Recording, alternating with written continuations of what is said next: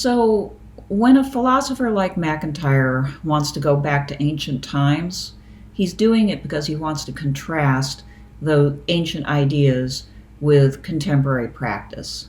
Hence my title, From Hero to Consumer, Can We Be Citizens? Because MacIntyre is going to take us all the way back to the archaic, heroic civilization of ancient Greece, all the way through to our contemporary situation. And he's going to ask the question, how did the idea of human excellence change across time?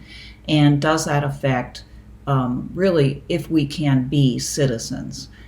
Citizenship for the ancient Greeks as it developed had to do with a type of friendship. So we'll get to all that as I progress. But there's a whole chapter here on the heroic virtues, and those are the virtues extolled by this ancient civilization, as MacIntyre imagines, primarily drawing from Homer, from Homer's Iliad and Odyssey. There's a quote from M.I. Finley in this chapter.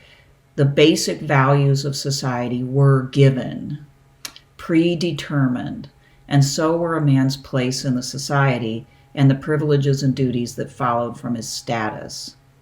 That's just a way of saying, basically, you were born into your role. And there wasn't any awareness or consciousness in a society like this that you could step outside of that role. A good person, a successful person, was one who filled that role. And for many men, that meant being a warrior and a leader. So the virtues in a society such as existed at that time in ancient Greece would have had a lot to do with strength, courage, power, those kinds of things. So everyone had a role, lack of awareness that one could do something different, very embedded within the society without a sense of sort of individual choice. Death was an ever-present threat, and so a premium was not put on life per se, but on how well it was lived, what one accomplished, and indeed how well one died. There was a tragic sense going on in which basically there were many powers beyond what the individual or society could possibly control. The power of the gods, the power of nature, the power of one's own emotions, which were considered to be, like with the rage of Achilles, a sort of possession, something that wasn't in one's control because everything was the gods, right? The gods were in control. Loyalty was paramount, and I think that this is something MacIntyre admires. Loyalty means loyalty to a particular place, to particular people, not so much to ideas, but loyalty to those that you live with, those that you fight with, and so on. And to be disloyal was among the worst possible sins of such a society. So MacIntyre observes that there's something that we can take away from our knowledge of this heroic society. At least he takes away this, and he's already said it, but it bears repeating. He says all morality is always tied to the socially local and particular, and the aspirations of the morality of modernity to a universality freed from all particularity is an illusion. So MacIntyre just thinks this is pretty obvious, that morality is always at least partly particular. And that means that one has to pay attention to the particular values and aims of your society. And it changes to a certain extent depending on what those aims are. So in the ancient Greeks, the aim was back in the Homeric period was victory in battle, right? And over time that became less of an aim, or there were other aims that competed with it. He does observe that Homer, who came a little later, several centuries later, probably they think, to actually sort of record these stories about the Battle of Troy. uh, had more awareness or perspective than the people that he was writing about. So if you read the Iliad, you will sense the author's presence, that there's some evaluation going on there. And in fact, when you read it, for instance, you're capable of evaluating, because the author is more or less, I think, encouraging you to evaluate whether Achilles' rage is really warranted, or whether it's self-destructive or destructive of the collective aims of his society. But that is the poet's awareness coming through. MacIntyre says the society that he's depicting was rather unself-conscious. Well, then MacIntyre turns to the virtues at Athens as it develops into a democracy. So we're talking about the 5th to 4th century BC. At that point, he says, the primary moral community is no longer the kinship group, okay, but the city-state. The city-state has developed. Political organization is more complex. You get the beginnings of the first democratic experiment in human history. So as that develops, he says, virtue starts to become more generic, you might say, or universal. A good citizen is somebody who pays attention to what's going on in society and is able to make an informed judgment about it, because at this point, these people were voting. All adult males who were born of an Athenian woman were citizens, and they were capable of voting in an assembly and steering the course of their society. Well, in a situation like that, there's going to be more self-awareness. So part of what's going on in MacIntyre's thought is he's tracing how people become, the word he doesn't use, but disembedded from their social context. And in democratic Athens, there's this growing awareness that I am a citizen, an agent, somebody who can make decisions and who can disagree. And of course, disagreement was rampant, arguments were rampant. The older warlike virtues were questioned. They were certainly still there and still admired, and in fact, most of the people who became prominent in democratic Athens were generals and war heroes. But yet, we start to get these philosophers, the sophists, and then we get Socrates and Plato, and these people are questioning whether some of those older values were wise and productive, and they're questioning the ancient Greek pantheon as well, the gods and the type of morals that they encourage in people. One of the things that MacIntyre says is there was an admiration at this point for greatness of spirit. I think MacIntyre likes that. He doesn't like how acquisitive or consumeristic our society has become.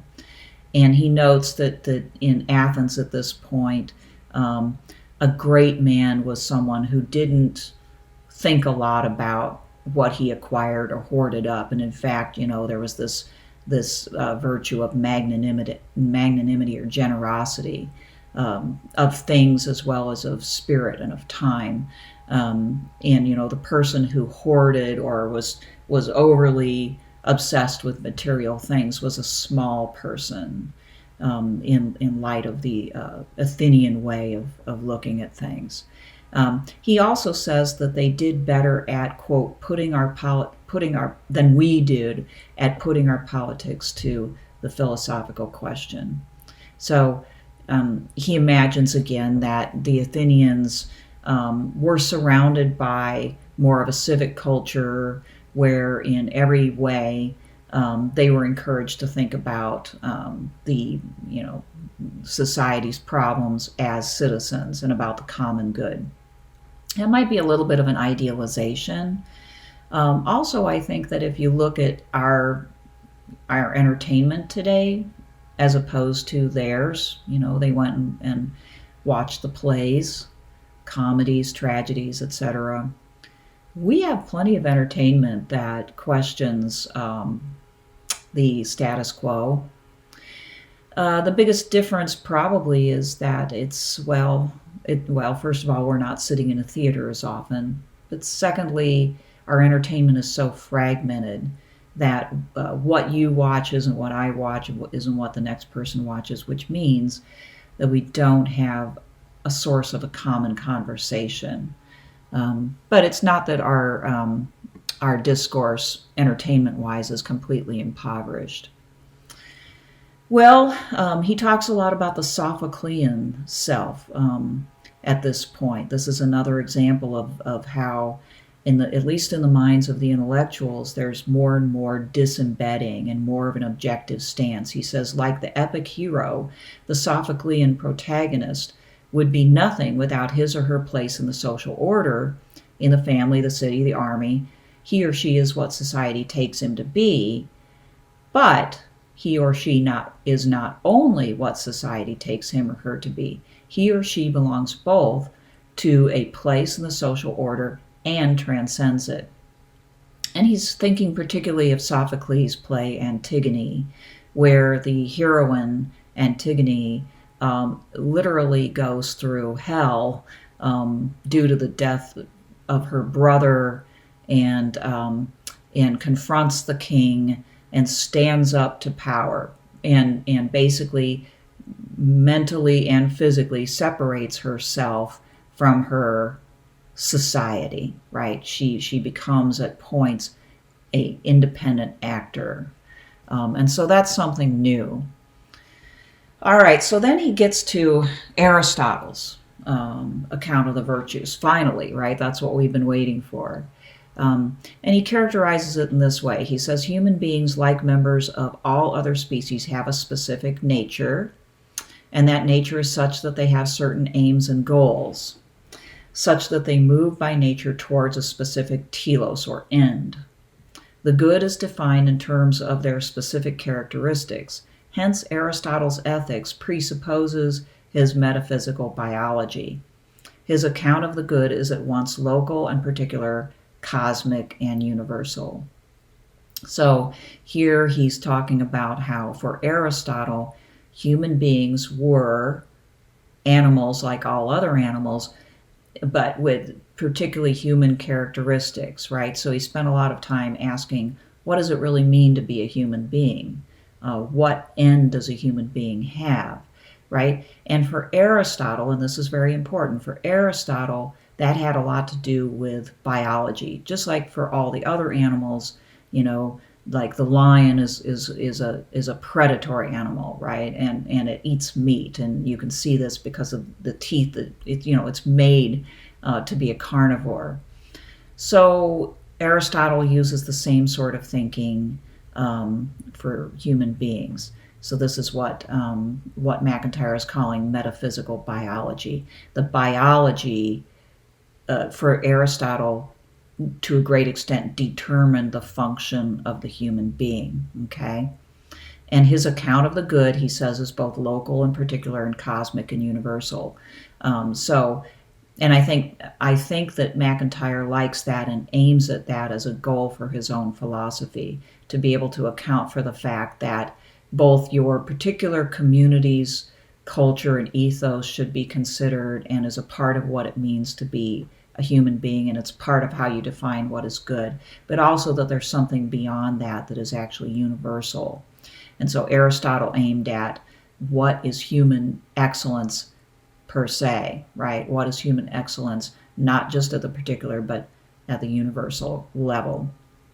The end of human life, according to Aristotle, is eudaimonia, which is translated as human flourishing, sometimes translated as happiness, but human flourishing is better because we often kind of equate these days happiness with pleasure, and that's not what Aristotle meant. Eudaimonia, human flourishing, means living the good life, being able to look back on your life and say, yes, I did well. even if part of one's life involved much suffering or trial or whatever it may be.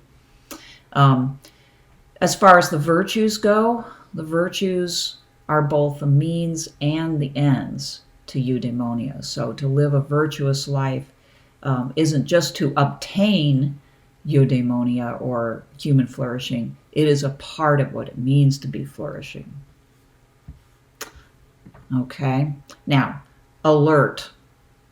All this time I've been warning, there's something about Aristotle's way of thinking that is very controversial today and is linked to what we call essentialism, which is the idea that more or less biology determines human function. And so, we now see in chapter 12, MacIntyre very clearly taking on that concern and basically saying that Aristotle's distinctions between Greeks and barbarians, male and female, free and slave, were culturally conditioned and incorrect. Okay. Now, MacIntyre's not saying that there is no difference between male and female. In this way, he's not necessarily saying that there are no ranks and gradations of people either. That is yet to be seen, right?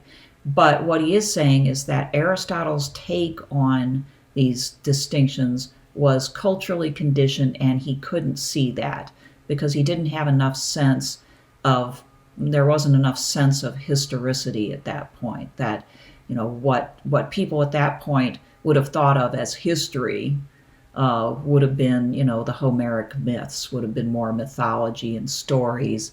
But the idea that people or societies changed quite dramatically over time was not an idea that would have popped into his head, is what MacIntyre is saying.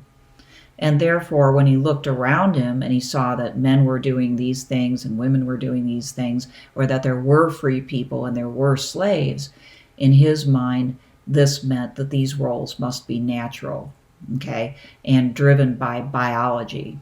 Now, there's arguments about whether, when it came to slavery, whether Aristotle even promoted the idea of natural slavery. But MacIntyre kind of seems to take that at face value, that Aristotle did basically argue that there were natural slaves and there were those who were not naturally slaves, and those people should rule. But anyway, MacIntyre is basically saying that Aristotle just did not understand, as he says, the transience of the polis, that meaning his particular culture, because he had little or no understanding of historicity in general. So what MacIntyre is going to do, he wants to reject Aristotle's, quote, metaphysical biology, the idea that our roles are tied to some obvious biological differentiations, but nevertheless preserve his teleological thinking. His thinking that, we can be understood and the virtues that we adopt can be adopted in the name of particularly human ends, and that there are such things as fixed human ends. Okay, I think I've got that right. But he wants to reject this idea of biological determinism. So that's very important, because that's we hope he can do it, because that's a real sticking point for an awful lot of people for adopting anything like Aristotelian virtue ethics. Okay, so then he starts to get to what does Aristotle mean by virtue? He says, first of all, it's not a set of rules, and that's the way we tend to think today. Rules, laws tell us what to do and what not to do. Instead, it's a way of being. Also, he says it necessarily entails intelligence. You have to understand in these virtues and what they are for in order to practice them well, and practicing them well then folds back into becoming more virtuous. It uses judgment, then he says, not rules, which is a view that's at odds with the modern world, right? It produces human flourishing. It does not aim at pleasure, but at a life well lived. Now, this is an important point. because he's getting into citizenship here. Aristotle said that man is a political animal, right? Well, here MacIntyre says about virtue that defective character, he says, while it may also render someone more liable to commit offenses, that is, to break the law, defective character, a lack of virtue, makes one unable to contribute to the achievement of that good without which the community's common life has no point. So a person without character, without the knowledge of the virtues, without the wherewithal to try to become a virtuous person, is also a bad citizen, basically, because they can't think in a way that is beneficial to the common good. He brings that point back to the bureaucrats. Never forget, every chapter has something to do with a critique of bureaucracy and the modern managerial mindset. He says, hence those characters so essential to the dramatic scripts of modernity, the expert who matches means to ends in an evaluatively neutral way, and the moral agent who is anyone and everyone, not actually mentally defective, has no genuine counterpart in Aristotle's scheme, or indeed within the classical tradition at all. It is indeed difficult to envisage the exaltation of bureaucratic expertise in any culture in which the connection between practical intelligence and the moral virtues is firmly established. Okay? So in our society, the expert rules, and the so-called citizen is anybody who is basically of normal intelligence. The citizen doesn't have to be someone who thinks deeply about their character, about the common good. The citizen doesn't even have to vote. So again, I'm sure he's idealizing the ancient Greeks, but this is a criticism of our contemporary situation. And basically he's saying our notion of citizenship is just too thin, too shallow. Finally, he brings up this idea of Aristotle's of citizenship as a form of friendship. Friendship was a very big deal in Aristotle's way of thinking, and citizenship, friendship, was friendship of the highest order, because it was a friendship among people who shared values in common and understood the virtues in basically the same way. He says the type of friendship Aristotle has in mind is that which embodies a shared recognition of and pursuit of a good. Okay? Now, we don't think of friendship in this way. We wouldn't think of citizenship as a form of friendship at all, to the extent that we think of it. And as a matter of fact, Aristotle has a lot more to say about friendship. I have a quote there on the screen. I don't know if you can see it, but it says, "It is natural that such friendships, perfect friendships, should be infrequent. For such men are rare. Further, such friendship requires time and familiarity, nor can they admit each other to friendship or be friends till each has been found loyal, lovable, and been trusted by each. A wish for friendship may arise quickly, but friendship does not." There he's talking about the best form of friendship amongst individuals, right? In order for individuals to be really good friends, they not only have to share values, but the values have to be the right values. And they have to have taken the time to truly develop that relationship in all of its respects, but particularly in the area of values. Citizenship friendship is not that, but it is a type of, I would maybe say, camaraderie amongst people who understand that they're all aiming at the same thing, which is the common good. I think MacIntyre thinks we don't have that type of citizenship at all. So hopefully in the next few chapters we'll learn more about what MacIntyre would like to revive in the way of citizenship, so that we can regain some of that and think more and better about the common good